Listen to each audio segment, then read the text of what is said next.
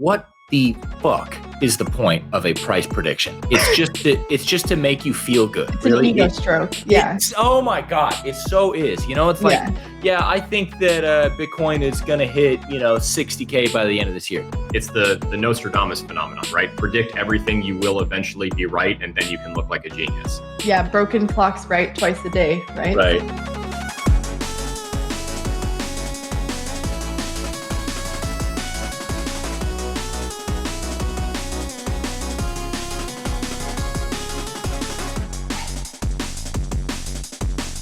Hello and welcome everyone to Rising Up by Faceless Labs. My name is Mac Lorden. I am your host, joined by my co-founder and good friend, Alex, aka the Heliomancer. And today we are joined by a very special guest, friend of ours as well, Taylor Mitchell, content creator, social media advisor, blockchain and finance educator. So without further ado, Taylor, welcome. How have you been? I'm great. Thanks for having me. That's a nice intro you got there. I feel, okay, so we have this guy on our team, you know him, Evan, aka the Scrivener, and he is just an excellent orator. He is God's gift to mankind, really, but especially to us. Yeah, and he wrote that, and he delivers it way better than I do. So I'm just out here doing my best. But yeah, so Taylor, how long have we known each other? How did we meet? Yeah, just fellow crypto TikTok, really. A little over a year at least, I'm sure. I started on TikTok January of last year, so January 2021. Same. And I think we all kind of merged within at least a couple months of that. How many followers do you have on TikTok now? Like 490,000. Sheesh. Save some for the rest of us. So you're almost at the 500,000 mark. Are you going to do anything special? I think I should. It's been such a grind. So actually within the first 4 months of starting my channel, I got to like 300,000. And it's been almost what feels like almost a year and a half since to get that climb. So I definitely need to do something. But as you guys know, the app is changing all the time. The market influences our video engagement like crazy. So yeah, the golden days, Alex, I'm sure you could agree with this too, was I think probably right when we started last year, from because I started in January too. And from January through like the summer was just amazing. Yeah. Well, there was the like GameStop squeeze happening in like February, March, and that was all just bringing in so many retailers who were on TikTok. So it was a perfect storm for sure. Yeah, I remember back at that point when I got started, you could make one video that was like, hey guys, this YouTube video is great. And boom, 15,000 followers just off of that video. And now ever since then, it's been, kind of declining. Of course, I'm a terrible example because I've been slacking something crazy for the past few months, but not as easy as it was a couple months ago. I know the feeling. Yeah. So Taylor, did you get started? What was the impetus for the TikTok account? Yeah. So I actually, during COVID, I started an Etsy shop to do hand-painted terracotta flower pots. And so I started actually as like a small business TikTok account, just doing time lapse of me decorating these pots.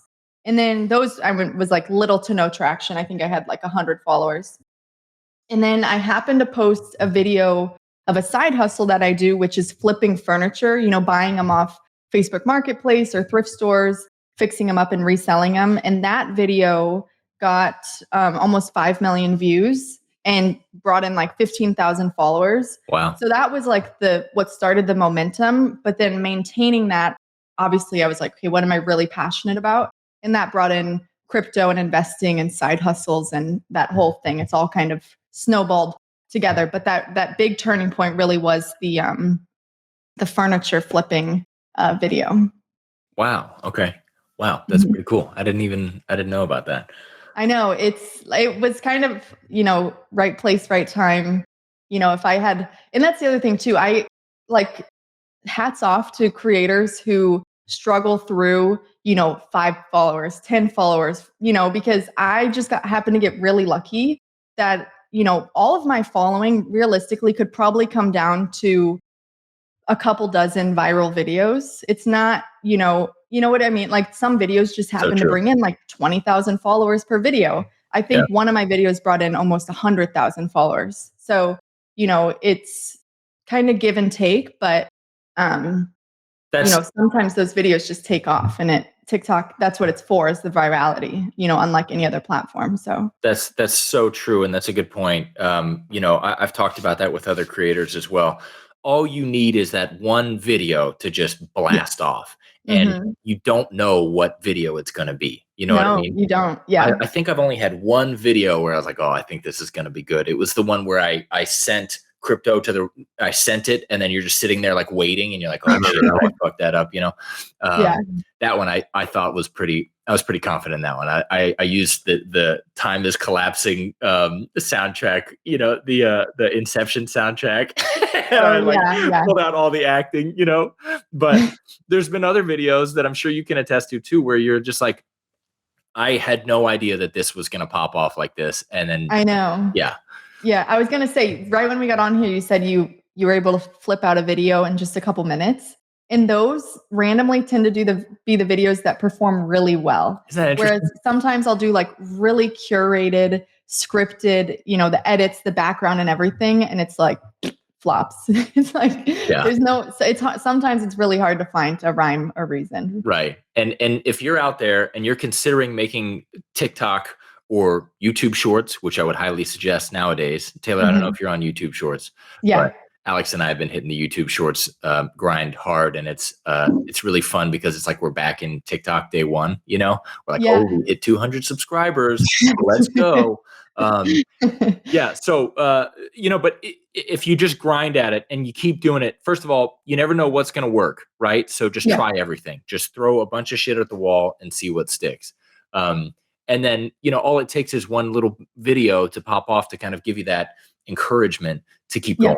So hang in there, keep doing it. If you know anything about anything, just try it, and you never know what might happen. You might get and you can't get good unless you get going, right? So the confidence is going to build. I still occasionally look at my original videos and I feel like a deer in the headlights. Like the skill just builds over time, but you can't get good if you don't get going. And one of the most common recommendations from these like content strategy pages is to post 3 to 5 times a day, which is kind of ridiculous.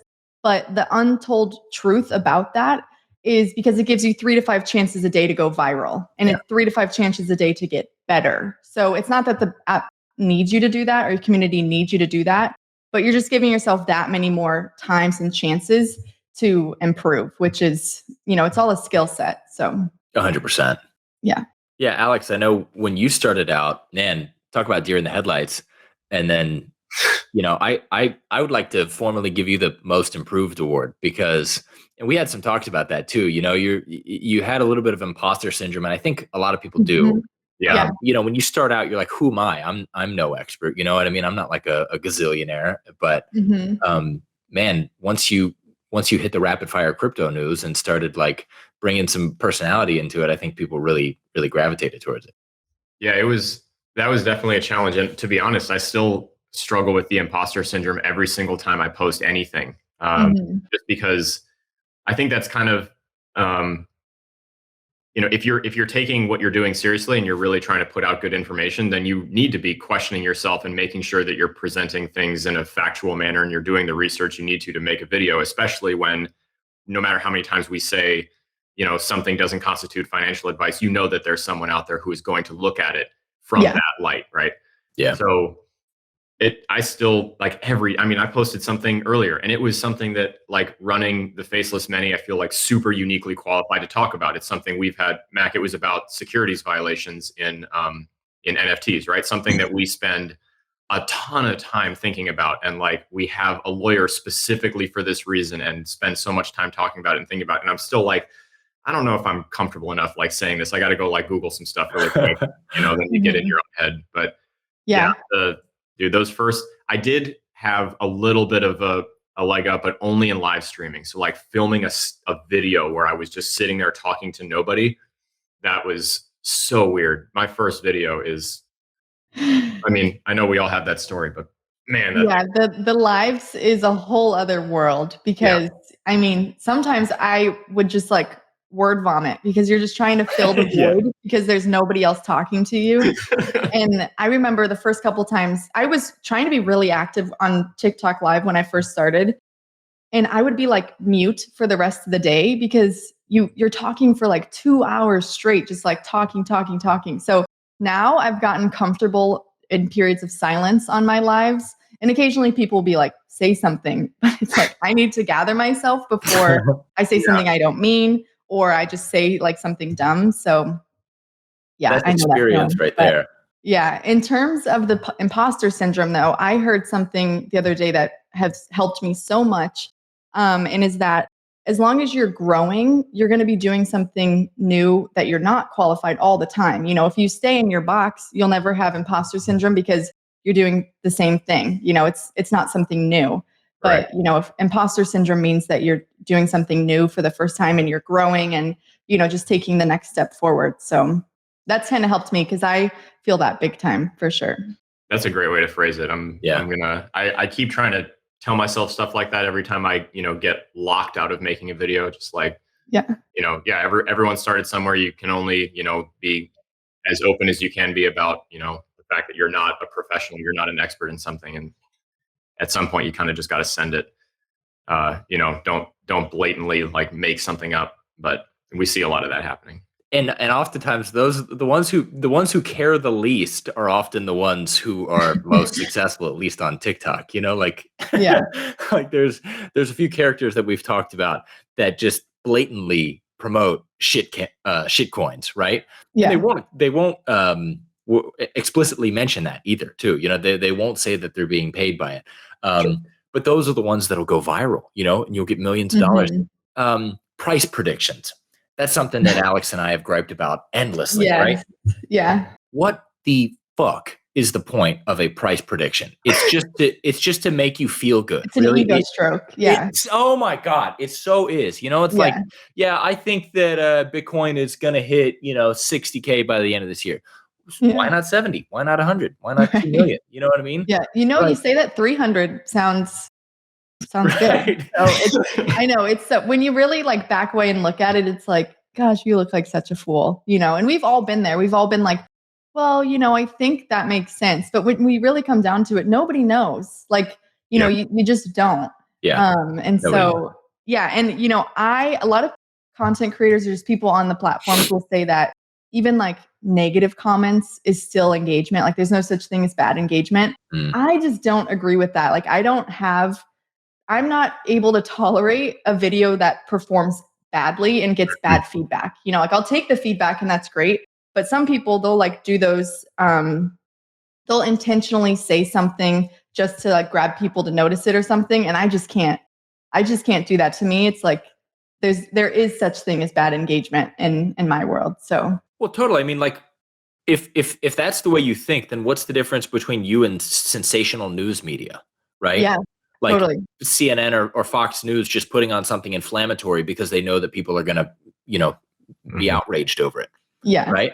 We're supposed to hold ourselves to a higher standard, A, and B, when you do that kind of stuff, if you just say off the cuff, comments or predictions or advice that isn't supposed to be advice, you really run the risk of losing the trust of your audience. Yeah. And if you're losing that, then what's the point of having the audience anyways? Absolutely. Yeah. I think it's really clear to see who is doing this as a business and who is like, don't know where it's going to be in a couple of years, but you're taking it very, very seriously. Yeah. Versus the people who are just looking for like the viral moments and just want the following. And honestly, just the following does pay, maybe not right now, but during a bull run, people are willing to pay just based on the followers that you have.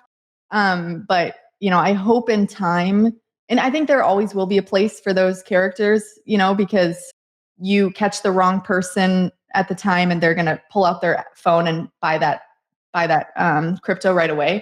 But, I hope in time that people can weed through who has just good intentions. We're not going to be right every single time. Yeah. But like, just the good intentions, because there's a lot of bad apples out there to sound age myself there. But So, so Taylor, I want to talk about what's next for you, but before we get into that, can you kind of talk about, because I'm sure you had just as many, if not more, offers to do ads as I did last year.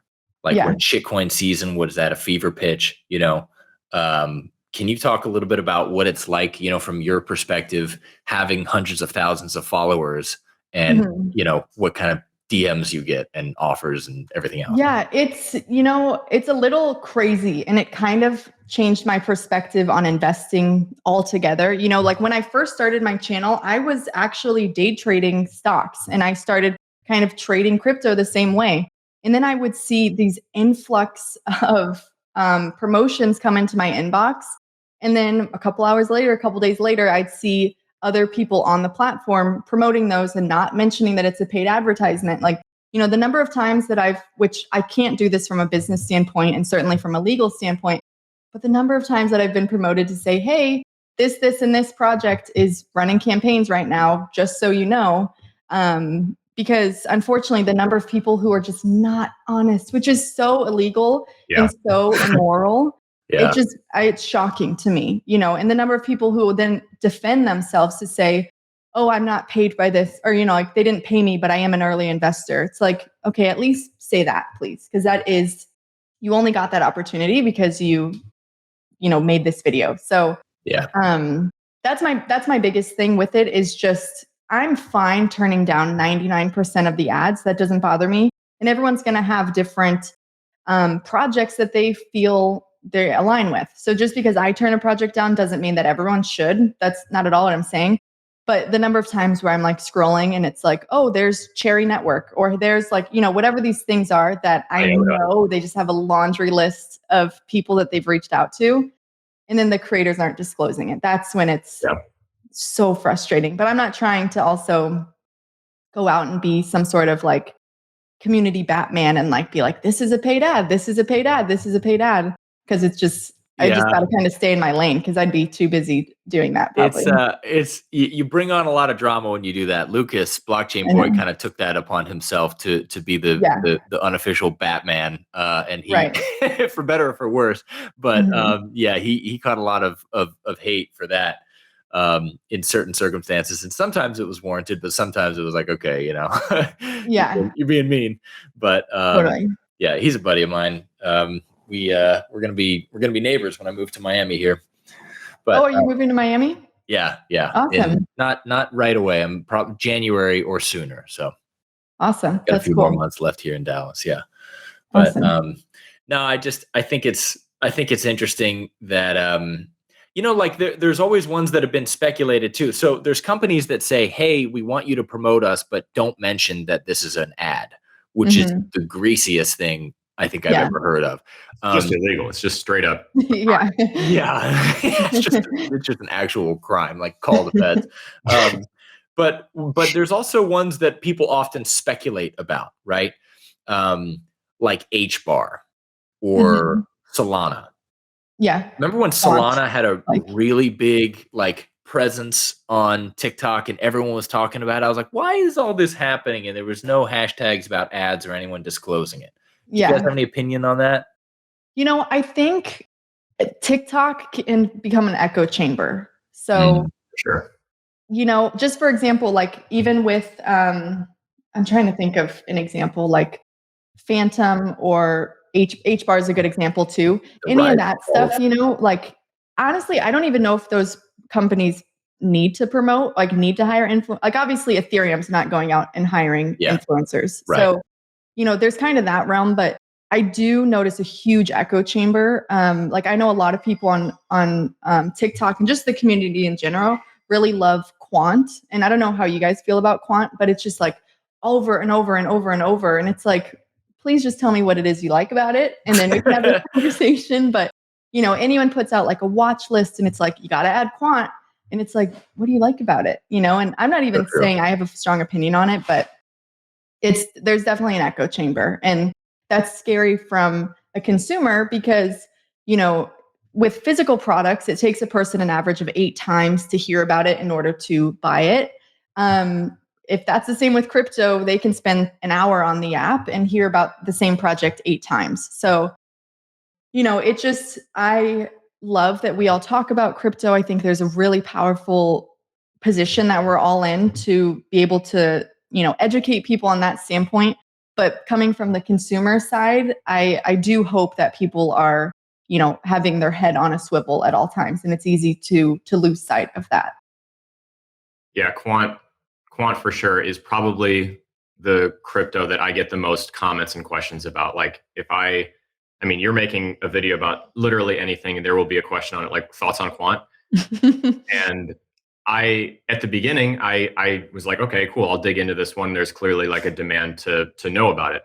And then just like you said, right? Like you could sift through the QNT hashtag and find, I don't know, dozens and dozens and dozens of videos. And it's all the same thing. It's like, well, the overledger is awesome. It's like, I bet you anything you don't know what that is. Yeah. And because straight up, like I genuinely tried to figure out exactly what the overledger was. And it 2 hours in and I'm still like, I don't really feel like I have a clear picture of exactly what I'm being sold here, Mm-hmm. And then, but I think really it's people's favorite thing about it is that it pumps like crazy. When something like quant runs, it runs.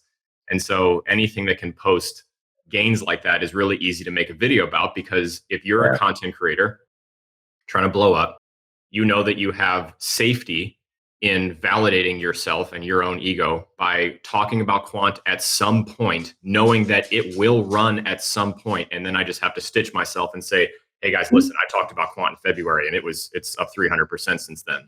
Like it's the Nostradamus phenomenon, right? Predict everything, you will eventually be right. And then you can look like a genius. Totally. But, at the end of the day, really all you do is just talk constantly about all of it.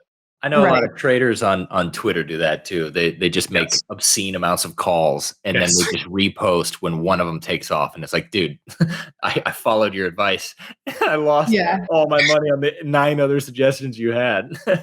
Broken clocks right twice a day, right? Right. So, The quant thing, this might have to get cut, but I feel like the quant is like the Hitler Youth of XRP.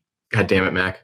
I'm just saying, like, not in a Nazi way, but just like in a fervent kind of like up and coming, next generation of the XRP crowd. I feel like that's kind of an easy step over, because quant has its hand as much in the traditional finance sector as XRP does, which is the whole reason people like XRP.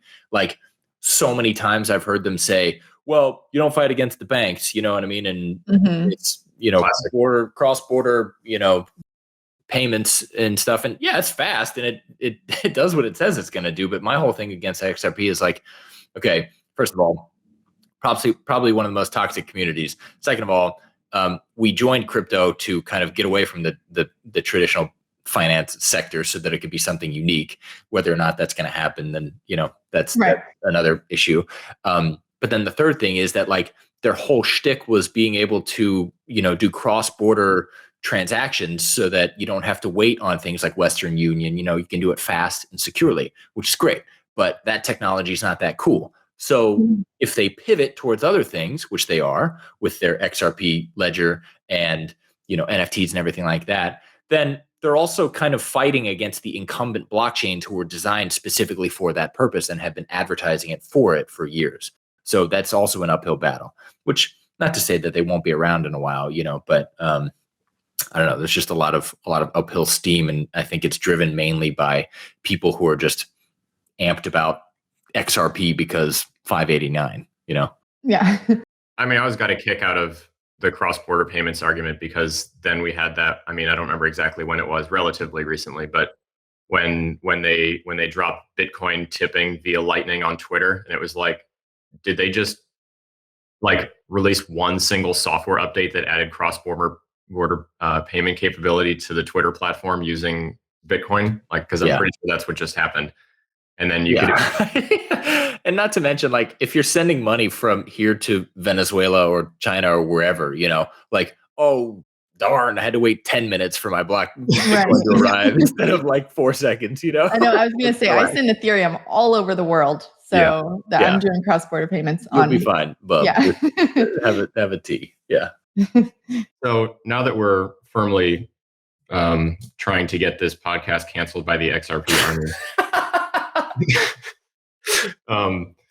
I mean, just to bring it back to what started this, I think you're 100% right, Taylor. Like, plus, especially like we were saying, it takes not too much effort to go viral.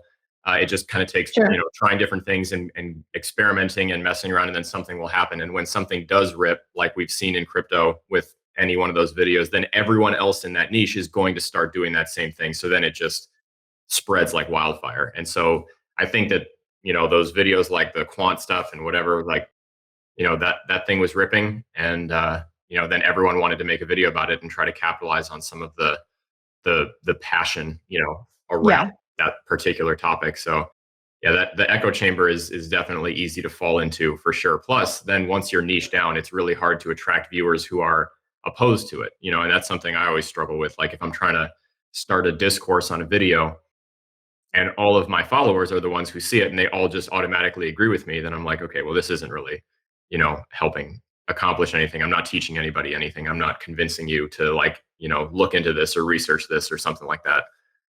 So that can be a little bit hard to break out of for sure. Yeah. And I think with crypto more than any, because my content, I've forced its way out of just the crypto niche, which is hard to climb out of any niche. But, for example, with the Mega Millions lottery, that was a couple weeks ago, I made a couple videos about what to do if you win the lottery, which obviously there's one person in the country who needed that video, but just knew it would be a viral topic. And those videos combined got 6 or 7 million views, which was amazing. But then other people in that niche started making other lottery videos and stuff. And that happens all the time. And that's just the nature of the beast, right? If somebody were to make a credit card video, you're going to see dozens of other credit card videos. And that's fine because everyone has their own spin. But when it comes to crypto, talking about specific coins, if somebody has a viral video about, let's say, Polkadot, there's going to be 10 other videos about Polkadot just because it's viral, but the community sees it as an engagement for that coin. They don't see the virality because why would you be chasing virality? So I think crypto specifically has an even more delicate balance, and I don't think it's really a delicate group for the most part. So that makes it a double-edged sword at times. Yeah, for sure. So Taylor, let's talk more about content, right? What is your strategy going forward across all platforms? So my biggest, and honestly, I've been saying this for a while now, but my biggest focus right now is YouTube, and then to split that long form content into TikToks. As in reverse, I'd always been creating TikTok as my main platform and then trying to build up to do long form content. But going back to promotions and things like that, I don't want to rely on my income to do advertisements. I'm very happy to be picky and to shuffle through dozens of emails a week to find the right advertisement. But that's not fair to me. It's not fair to the community. And it just, it puts us in a weird place. But YouTube, their creator fund, you can make 7 figures a year just off of the ads that YouTube runs on the videos organically. Right. So it's a beast to try to tackle YouTube. It really is. But that is kind of my goal right now, is to start the pyramid at the top with YouTube, trimming down into Instagram Reels and TikToks. And then you can take Twitter threads off of those, repost to LinkedIn, that kind of whole thing. But my biggest platforms right now are what I call the big 4: YouTube, TikTok, Instagram, and Twitter, which I think we all kind of have our hand in a little bit. Definitely. Yeah, that's, for a year and a half now, I've been posting TikToks, and TikTok was my main goal and my main platform. And it's been the best to me, so it still will be. But I think trying to reach long term, instead of just crawling out through TikTok day after day, I think I'm trying to, shoot long term and reap the benefits later, kind of thing. That's basically exactly our strategy as well. Yeah. For anyone who doesn't know, Taylor, you can probably attest to this better than I can, but if you have 500,000 followers on YouTube, you can probably make 1,000 times more money than if you have the same amount of followers on TikTok. Yeah. The TikTok creator fund is trash. It's negligible. Mm-hmm. And even, I mean, now we're in a bear market. So I don't know. Do you know how much you would have gotten paid, or how much you got paid off of those like views that had 6 or 7 million for this video? Yeah. So I did actually, this is perfect timing because I just made an Instagram story on this yesterday. So from the creator fund, I usually make less than $1 a day. You know, occasionally it'll spike to like $5 or $6. Yeah. But I did check, and of those 7 million views, I made $100 off the TikTok creator fund, which like, I'm not mad at $100, but if that was YouTube, that would be like probably over $10,000 off of way more, actually definitely more than $10,000 for the 7 million views. So, you know, and I'm sure you guys know this, but for anyone listening, the biggest issues between the creator funds is TikTok's creator fund is a static pool. So I think they allocate like $200 million. So the more creators that come into the pool, the lower that our allocation becomes.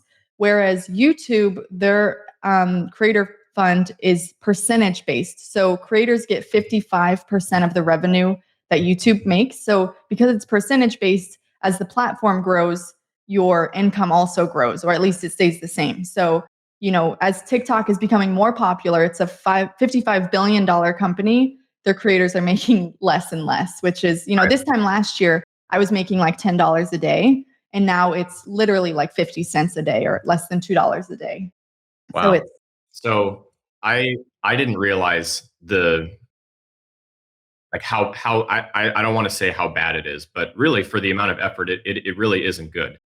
And so there's a creator that I follow, Carterpcs, and he just does kind of like, okay. So the kid has, I don't know, Taylor, maybe you know off the top of your head, but several million followers. 3.2. I love Carter. I think his videos are so engaged. Yeah. I watch it just for the anomaly of how engaged his community is. But continue. I feel like I learn a lot from watching Carter make videos, because it seems so effortless when he makes it. And that's like the thing side note, that's the thing that I feel like I struggle with the most is I know that when you're making a TikTok, right, you want it to seem very personal. Like I'm having a conversation with the one single human on the other side of the screen that is watching this. I'm not talking generally to my whole community. I'm talking to you.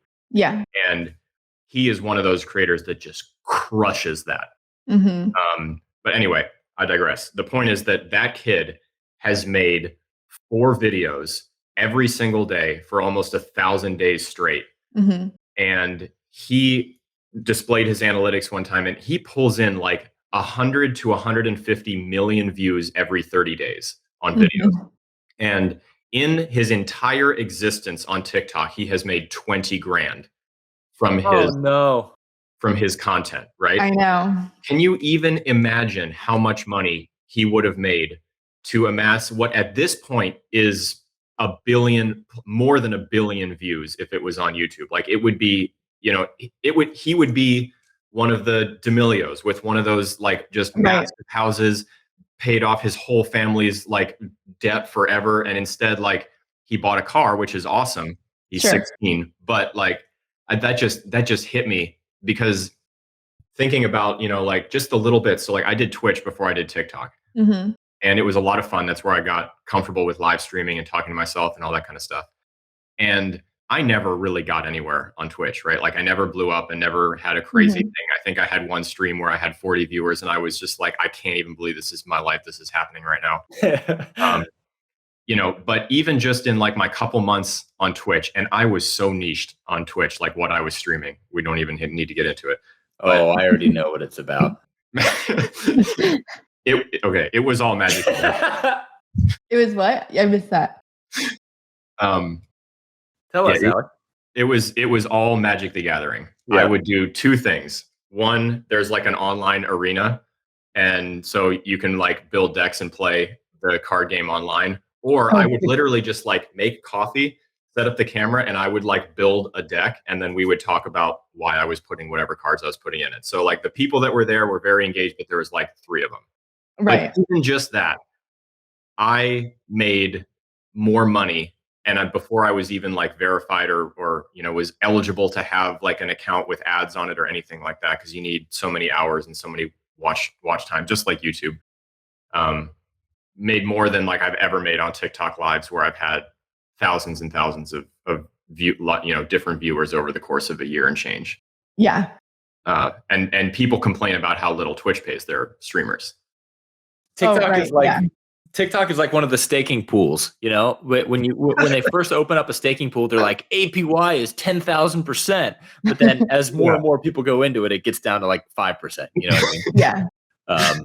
Yeah, and also too, I thought, what a perfect example of Web 2 versus Web 3. Like, I can't imagine a more Web 2 company than TikTok, right? So Web 2, you can kind of think of, for anyone who doesn't know, Web 2 can be thought of as extractive of the users on the platform. So TikTok created this app. You can go on it, you can create your own page, and then you can start making videos, right? However, if TikTok bans you, which they've been doing left, right, and center for no reason, then you lose all those followers and you get nothing, right? And also they decide how much of your videos, which are now theirs, can pay you. Whereas in Web3, you have the freedom to decide that yourself. If you create, if it's on a platform where you are the true owner of all of your followers, of all of your videos, and you can set your own price, then that would be something that's much more Web3 and, more in the ethos of crypto as it is today. But, if you lose those followers, man, good night, and say goodbye to your 50 cents a day, because that's gone too. Right.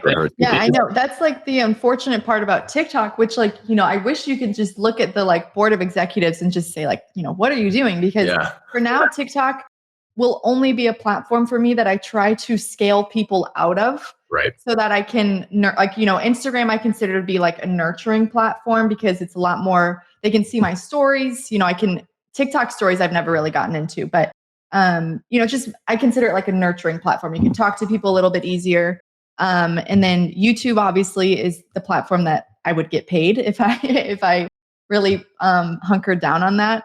And so it feels like TikTok is the reach, and I just try to funnel it out, which is unfortunate for them. And, the other side of that too is they're incentivizing their creators to do advertisements that TikTok doesn't get a single penny off of, right. Like third-party advertisements. Whereas if they found a way to incentivize payments inside the platform and had a larger creator fund that was percentage-based, they would actually make more money too. Yeah. So I mean, I guess at 55 billion, they're probably pretty comfortable, but yeah, I know. But you're right though. The bummer is that the best algorithm in the game is still TikTok's. You can knock it for not paying its creators much, but it still has the best. So yeah, I think that's a great strategy. If you can test out what works on TikTok, have something blow up, then you can use that to shunt your followers over to YouTube, Twitter, Instagram, etc. Yeah. Plus, I mean, especially in at least, the finance niche or crypto or anything like that, you notice they are just prolific banners of accounts. And like you were saying, that whole thing can be taken away so quickly. And you see so many people that even me, I think the one time I realized that there was no rhyme or reason to it, I had a video that was taken down for community violations or whatever. The reason was it was like I think it was the classic promoting illegal goods and activities or something like that. And the funniest part about it was that it was a video about how something that somebody else was promoting was illegal, and I was like pointing to a resource that you could go to research and read about why this was illegal. And it's like the Spider-Man meme. Everyone's just like pointing at it. You're illegal. You're illegal. Yeah. And at that point, because then of course, you appeal it and immediately they're like, oh yeah, my bad. Here's your video back. And it's like, so no one even really looked at this in the first place. It was just sort of like, whatever, it said crypto in it, banned. So there's a big Telegram group of a lot of TikTok creators. And it's funny because late last year, everyone was like taking their turn with just getting banned, right? For days at a time. And I was like, oh man, I guess somebody has it against you guys. Maybe you're not saying your prayers at night or something, you got bad karma.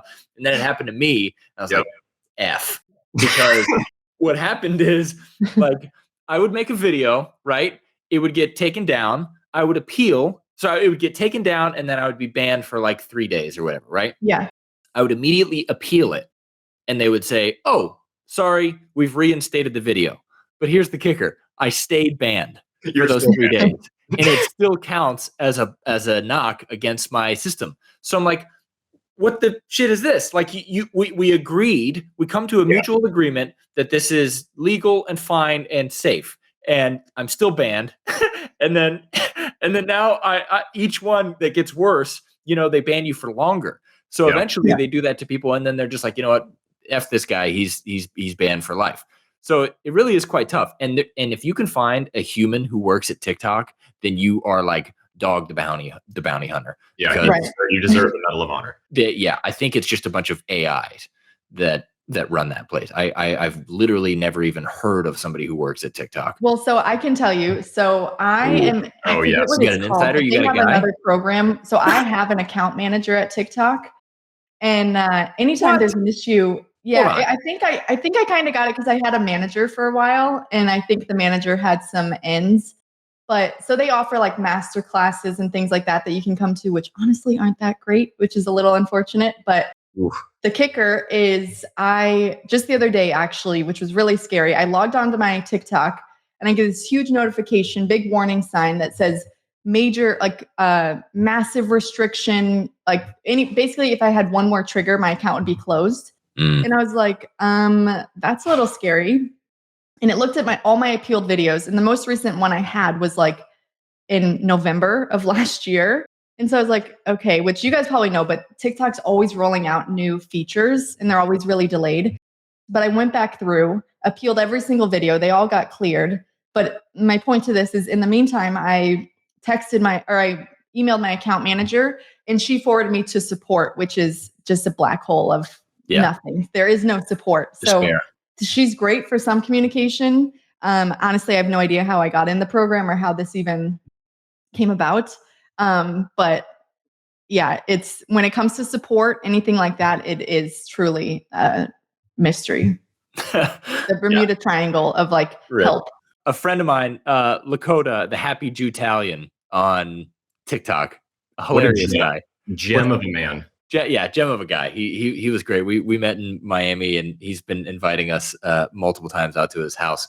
But what I want to say is he recently got banned, and he's got a significant following too. He's got like 200 plus, right? And he finds these like back alley people and pays them like thousands of dollars, and somehow it worked. I'm like, man, this is so sketch. You're finding like unregistered people, I that's probably the same guy you go to get like a fake passport, it's like, oh, I can get you unbanned from Twitter, my guy. Right. Yeah, I mean, props to him for trusting them, because I always, like with Instagram, I always get DMs like, we can get you that blue check mark, Yeah. And I'm like, you can shove it, because we both know you're not actually going to help me. I know. I get a lot of DMs from people who are like, I represent this person that has like 100,000 followers and they themselves have 0. I'm like, I'm going to go ahead and doubt that. But I wanted to shift gears a little bit, because as a frequent commenter and participant in the markets, I think that you have a unique perspective. So, what is your position on the state of the markets right now? Let's talk macroeconomics, and then we can parse down and finance, stock market or crypto if you want. But what's your general feeling? So, I think that it's possible that inflation has peaked, right? The last reading kind of shows that. And so the market, I think, is going to have a nice little rebound because of that, because it's technically positive news. The last, what does it come on? Like 12 years has just been easy money in the markets, right? With quantitative easing, the government is printing so much money to counteract the 2008 crash. And that really never stopped. They really never stopped printing money from that. So the market is just so accustomed to this 12-year long bull run that any sort of positive news, they're just going to take it and run with it.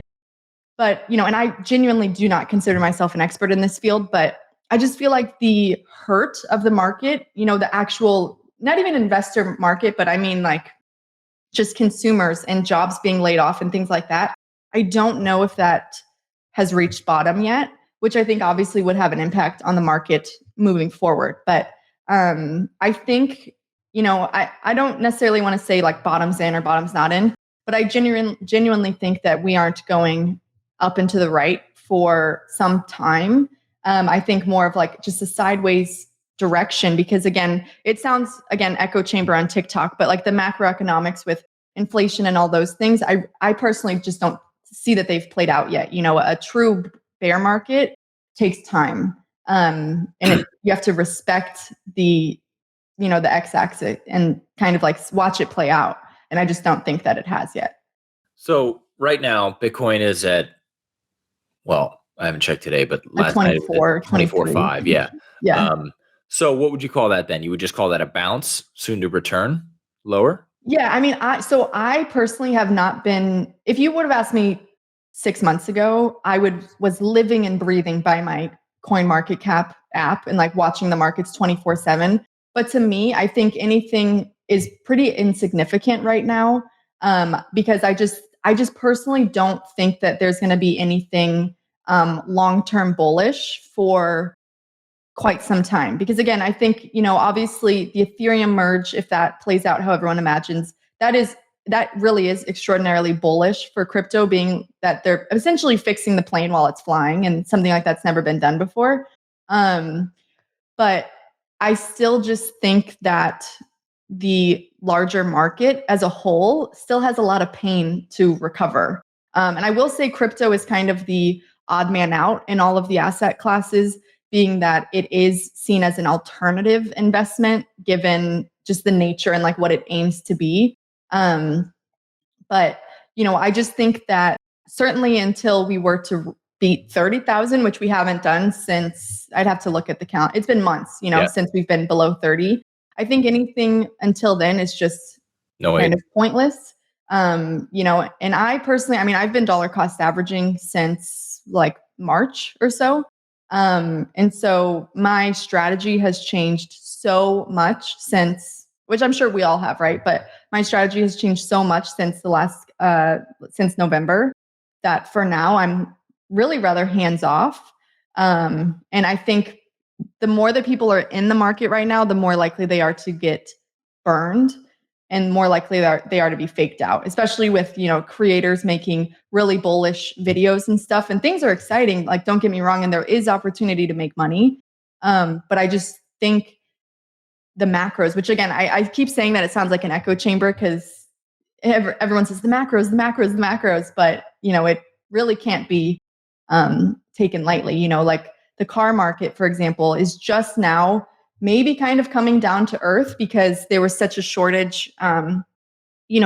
Sticker prices on cars, people were paying $20,000, $30,000 over sticker price just because the supply was so low. And that's starting to level out. And people are talking about that car market crashing, which, I don't think necessarily that will have a huge ripple effect, being that it's the car market, and, people aren't taking out hundreds of thousands of dollars in loans and defaulting on loans and things like that. It's a different market in itself. But I think it's easy to be short-sighted with crypto when we see these green candlesticks.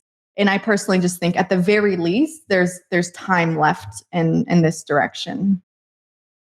I feel like more and more the crypto markets and the economy at large is kind of like my experience with nutrition. So when I went to college, my major was medical dietetics, like human nutrition, right? Mm-hmm. And one of the things I became disillusioned with is that, when I went in, I wanted there to be a kind of set standard rule that says this is the healthiest diet and everything else is just fodder. And what I found is that for every single diet you can find, there is data that backs up that is the correct one and that one is effective. You know what I mean? Yeah. I could find data that says the vegans are the healthiest. I could find data that finds that carnivores are healthier. You know what I mean? That veggies are actually producing, phytotoxins and things like that, where meats won't. There's just so much data that comes in on both sides of the aisle, and it drives me nuts from a nutrition standpoint. And I feel like I've seen that a lot with the economic state as well. So I've seen things that say, look what happened to the stock market on average after inflation peaks and it goes up, right? Mm-hmm. Or no quantitative tightening has realistically happened, or the stock market usually bottoms 100 days before the recession kicks in. So I just think that there's a lot of stuff. How do you know that what you're looking at is the right answer? How do you feel that we haven't bottomed? Because that is a position, right? That's a great question. And the answer really is that I just have detached myself to the point that I don't care really. Like I'm not trying to catch bottom. I've bought into my positions. If we are on the recovery, then that's fine. If we are going lower, then that's fine too. When things are in a bull market, I'm much more confident and attached to my decisions. But when it comes to a bear market, I've very happily concluded with the fact that we don't know. One thing we do know is that nobody since the creation of the stock market who has held the S&P for 20 years, no one has ever lost money. So if you were in a period for 19 years, and like after obviously like the Great Depression and areas around the stock market bubble, people were hurting. But if you held for 20 years, nobody has ever lost money. Obviously, crypto is kind of a completely different world, but that is a lot of what my strategy has related back to, is just staying long term. Like my buy list during the bull market and early bull market was 12, 15 coins deep. And right now I'm cycling through like 4 or 5 of them. So to answer your question, which ones? So Bitcoin, Ethereum, obviously. I like Avalanche. Chainlink, I think, is underrated. I really like, honestly, Polkadot, but it has been doing nothing, close to nothing for me. Algorand, I like Avalanche, if I didn't already say that. But so that's kind of like my short-term cycle right now, kind of staying like big, I don't want to say blue chip, but kind of in that world. But if you would have asked me a year ago, it was everything in metaverse gaming, and it was a laundry list of things compared to what it is now. But to answer your question, to go back to is how do you know that the data you're looking at is correct? Because if we put Charles Munger and Michael Saylor in a room together, they would both have mountain of data to support their claim, and they're the opposite claim, right? But when it comes to, I don't think for the most part, I guess Charles Munger is a good example, but I was going to say, I don't think for the most part, people can deny that crypto has a place in our future. And so that's why my list has gone totally, I've totally scaled back on the list that I'm invested in. And I still have bags of, like Sandbox and things that I'm not touching anymore, but I still hold that position. Yeah. Sure. But I think for the biggest thing, I've really just kind of detached myself emotionally from my investments, and I've gone onto auto investing and just kind of more of a wait and see, which is not, I've taken a much more passive role than I had a couple months ago. So that might be kind of an interesting point to segue into some of the stuff that you are doing a little bit more actively. Which I know you've made some videos about, and that's been really interesting because I know anyone who watches any of the kind of stuff that we do, you're probably inundated with, side hustle hacks and stuff like that, different kinds of things. And so, Taylor, you have actually experimented with a number of these different ones, and you're actively participating in at least one that I know of right now with the books, right? So Amazon FBA is the books, but I mean, I've been doing side hustles since since I could drive, really, I think. And then even before, like as a kid, you do like silly little things, but I've been, getting my hands wet in the Amazon FBA, mainly because I like to find things that the internet just like swears by, and I have to prove it to myself to see if that's really something that is valuable.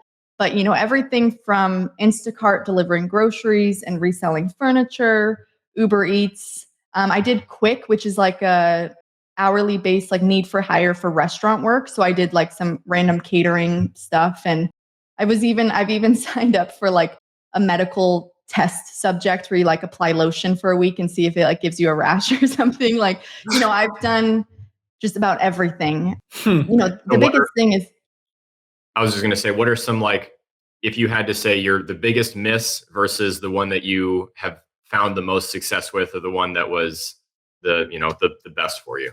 Yeah. So I did it for a while, like Instacart, which is delivering groceries for people. That one I'd give probably like a C on a grade scale. Uber Eats, I hated. I only did like 2 shifts of that. It made my car smell like everyone's food, and I just genuinely hated that with a passion. I can't imagine people do like grinding that out. Um, but with Amazon FBA, as kind of ironic as it sounds, I've actually been loving it, and it's actually been doing really, really well for me. Um, I've put in a total of like 15 hours of work sourcing these books, and I've made $600 profit off of it. And so the hourly on that is much greater than you will get driving groceries around and things like that. But, my biggest thing is I just like being able to get off my couch and do something that creates a return for me. I learned very quickly that I was not the type of person who could work a standard hourly rate or even just like a fixed salary. I needed a sales commission bonus. I needed some sort of incentive bonus. I waited tables for years. So just anything that feel like I have control in the amount of money that I can make off of is something that really I'm very passionate about. So yeah, when it comes to that, I would say Amazon FBA right now has been doing really good for me. Okay, Taylor, let's talk about Amazon FBA because I've done this as well. So for anyone who is watching, FBA stands for Fulfillment by Amazon. So what it means is basically you buy something, whether that's from Alibaba or a store that you can find, and then you put it on Amazon and you sell it for higher. So it's kind of like an arbitrage play, basically. And Taylor, I don't know what you were doing, but I was doing retail arbitrage. Okay. So I would go into places like TJ Maxx. Shout out TJ Maxx. This episode is sponsored by TJ Maxx. That would be like my ideal sponsor. I love TJ Maxx. It's a good one. 9 out of 10 shirts I wear from TJ Maxx, and it actually makes it a point to bring up TJ Maxx in conversation. I do shameless TJ Maxx plug. But you go there and then you find these things that are being discounted in your local area, and then you can use your app, which I can't remember what it's called, but there are apps that you can download to check what it's selling for on Amazon. And people don't realize that when they're buying things on Amazon, 9 times out of 10, they're not buying it from Amazon directly. They're buying it from a third-party seller. So you can become that. It costs like $40 to sign up. It's a great side hustle. My biggest come up was we went to Grocery Outlet, which is another classic store. That's like TJ Maxx, but for food. So when like weird food items or bougie food items don't sell, they give them the Grocery Max and they have them sell there. Nice. We found these boxes of Biscoff cookies. There was like 500 cookies in them, right? And they were selling them, I think, for like $5 or $6 each. So I was like, Amber, load the truck. So we just bought every freaking box we had. We sold them on Amazon for $50 each. We made like $600-700. Nice. And talk about like time spent. The whole thing was done in an hour. You know what I mean? Yeah. We just sent them truckloads of it. And so, yeah, if you can do that, Amazon side hustle, I'm all for it. Taylor, I'm sure you would agree. Yeah. So for now, I'm doing books, used books. And so there's kind of 3 or 4 strategies on Amazon. Used books, I say, is the lowest capital and the lowest risk. And then there's online and retail arbitrage, which is what you were doing. Online being just scouring sales and websites online. Yeah. But same thing. And then the highest risk, high risk reward is the Alibaba, like white labeling your own product. Where you have to buy it I haven't even really dipped my toes in anything other than books. The reason I like books though was because, again, it was lowest capital, lowest barrier of entry. I was just trying to myth bust this side hustle. But the nice thing about books is you go to a library, or this last weekend I went to a book sale in town. There were probably 250,000 books, like not even kidding. It was a Friends of the Library community book sale. And you buy them for like 50 cents, maybe $2 if it's a hardback textbook, but between 25 cents to $2.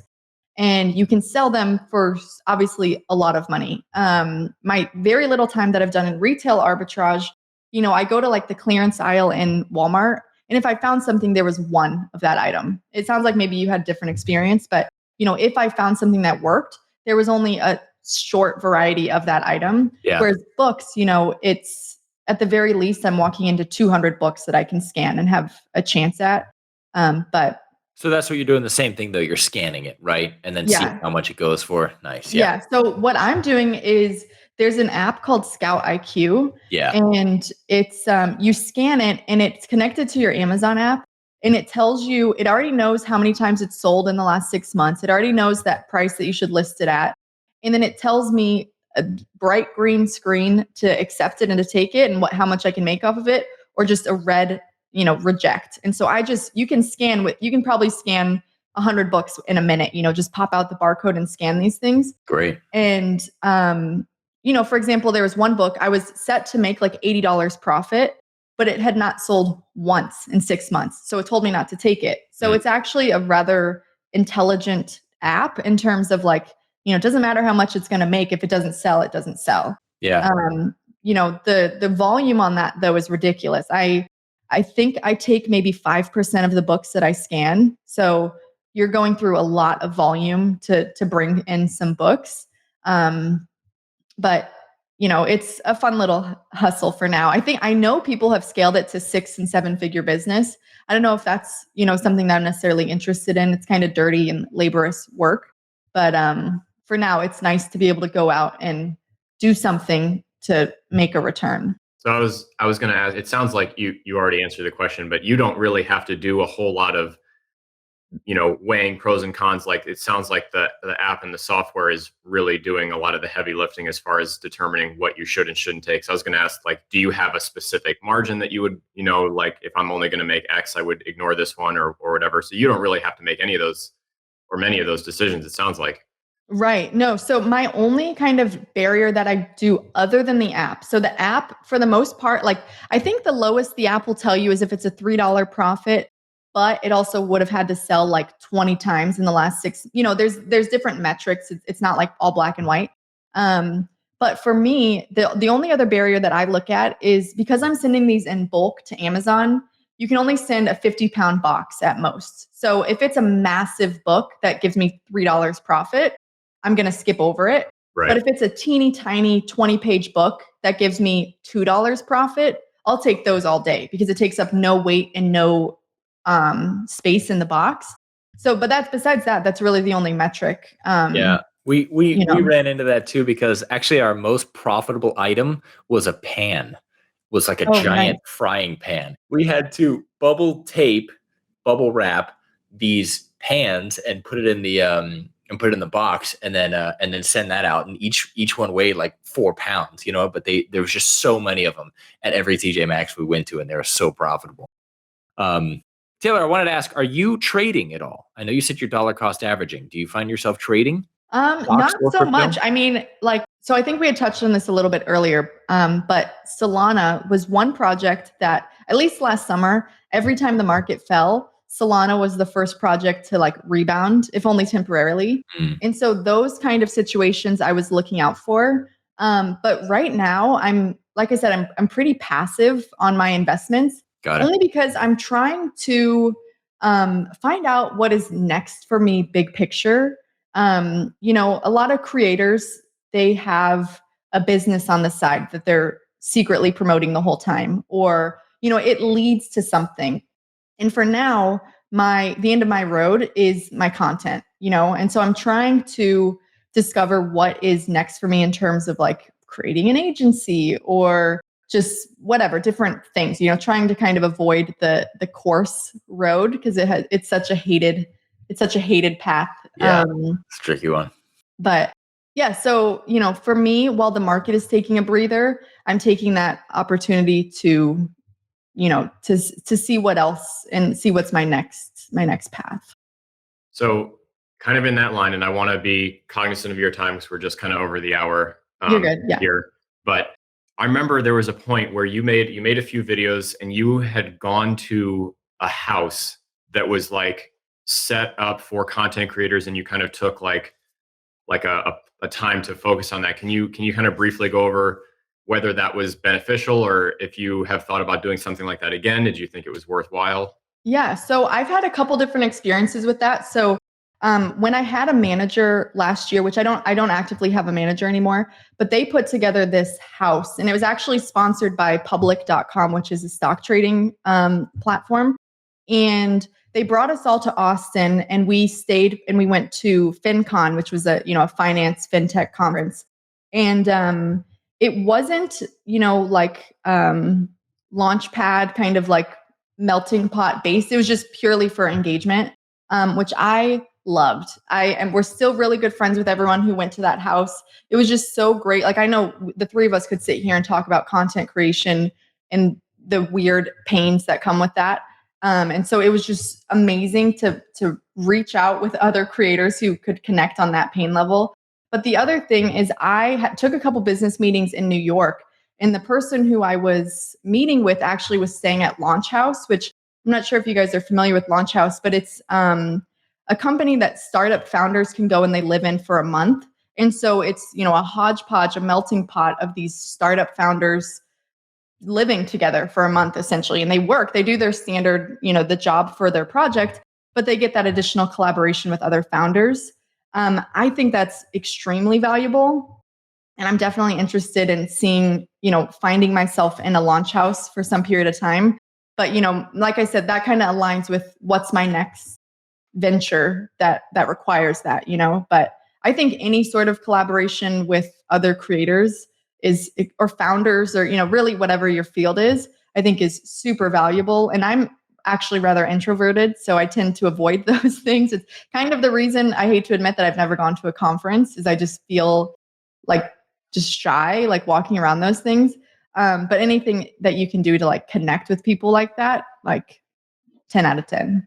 Yeah, I can agree with that 100%. I would have called myself introverted if I could have my way, but if I was kind of forced into an interactive situation, I felt like I did very well at, but it wasn't like my favorite. I didn't like actively seek it out. But just now that we've gotten into, everything we've been doing through Faceless, I mean, nothing has been more helpful for me personally in my own content or my own education, my own, learning how to run this business that we're running and all this kind of stuff, like then just having these collaborative sessions with everyone on the team and just like sitting there for, an hour, 2 hours. I mean, our weekly meetings we now have 2 weekly meetings and they have gone from an hour to 2 hours a piece. So all of a sudden we went from 1 hour a week to 4 hours a week. And but we could keep going. Like I could do one of those every single day. And we just get so many great ideas from just mashing all those different minds together. I mean that makes sense. I'm glad to hear you say that it was a valuable experience because it was amazing. And imagine if you guys had lived in a house for a month with teams of other projects and like the powerhouse, which I don't know if NFT projects would do that because they tend to be a little gatekeeping at times depending on the project. But I think it's just super valuable. I am eager to find another opportunity like that. Speaking of, how many hours a day do you guys think that you work, if there was an average? Yeah, maybe you guys are better about this than I am. It's interesting that you asked that. I've been thinking about that question too. Yeah. I haven't counted because I enjoy doing it so much. Mm-hmm. It's just what I do all day long, and I think it is for Alex too. And I mean, our schedules have been increasingly spooked lately. Like Alex and I have been staying up till 2 a.m. and then that makes us wake up later, which makes us eat later and stuff like that. But totally. Yeah, I don't know. I mean, I actually kind of wanted to ask you this question as well, but I guess for me, I wake up around like 10 and then usually I'm working by 10:30. I'll have lunch probably around 2:30 because I got to go to jujitsu at 6. And then if I eat too early, then I'll be famished by the time I get there. If I eat too late, then I'll be like bloated, and that's just the worst trying to wrestle with people. And then dinner, and then I get back on, But the bummer is I keep getting in the zone. I start flowing at like midnight. So I'm like, I don't shit, you know what I mean? I don't want to stop because I'm just like, I'm high energy. And then I lay in bed usually at 2 and I just think about all the cool shit I'm trying to work on, you know, and I just can't fall asleep. But that's probably my daily life. And that happens on the weekends as well. Yeah. You should try to find time to like build your day out for your prime. Like my prime time is the morning. So that's like when I feel like I do the best work. Not me. But it makes it hard, I guess, if you're a night owl. So yeah, I've always felt like my most productive stuff is at night after everyone else goes to bed. Yeah, I definitely thrive at night. I worked graveyard for years when I was still active in the military, and so I was on a completely flipped schedule and drove my wife insane, and I've had a very hard time breaking away from that. The military destroyed my sleep habit permanently. I don't think I will ever get it back. And I find myself now, I wouldn't even call it like that I work all day, but there are just like things that I feel like need my attention. And the number one biggest drain is Discord. Yeah. There are, thousands of people in the server that, have questions or whatever. And I just feel like I don't want that, stigma around an NFT project where I'm like unreachable.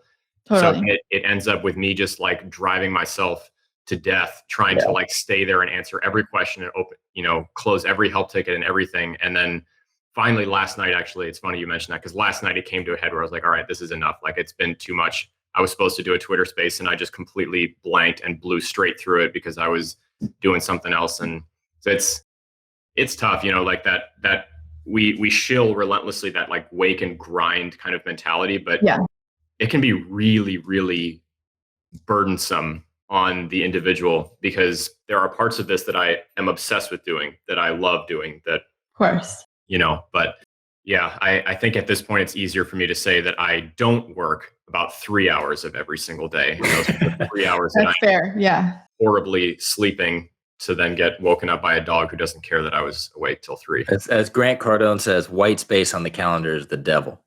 Yeah. Oh. What about you, Taylor?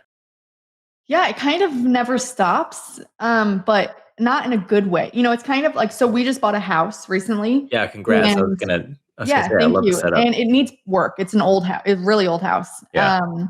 And it gets to the point where it's like, I could work, and I have in my previous jobs, I was a chef and I, got to the restaurant at 4 a.m. to get fish off the truck and closed the kitchen down at 11 p.m. So, there was periods in time, that was obviously on the restaurant opening, but, there were years of my life that I worked scheduled on a calendar, like 15-hour days. And so now that in an entrepreneurship role, there's no boundary, it's hard for me to cut that off.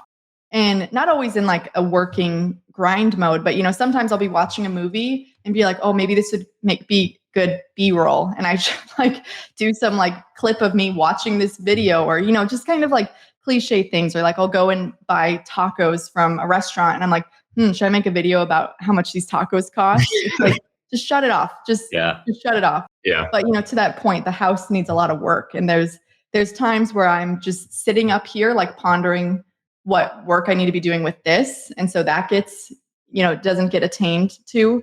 And so, it's about finding the balance for sure. And that's definitely something I struggle with.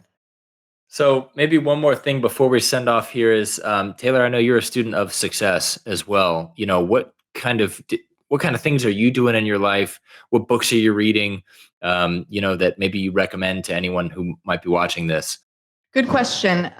So there is a book actually called The Slight Edge. And so there's a lot of different books, obviously, that are great recommendations. But essentially the concept is that if you do one small task a day, like let's say eating a cookie, it doesn't feel like anything. It doesn't feel like an issue. But if you had one cookie every single day for 12 years, it's going to make an impact.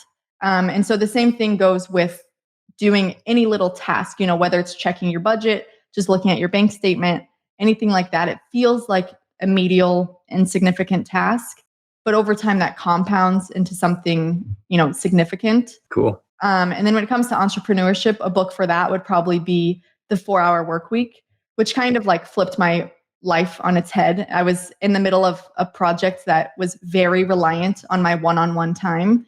And the whole theory of that book is to automate your business as much as possible so that you're working 4 hours a week. But I think that's a great, especially in like the digital world and being able to hire virtual assistants and to scale a digital business.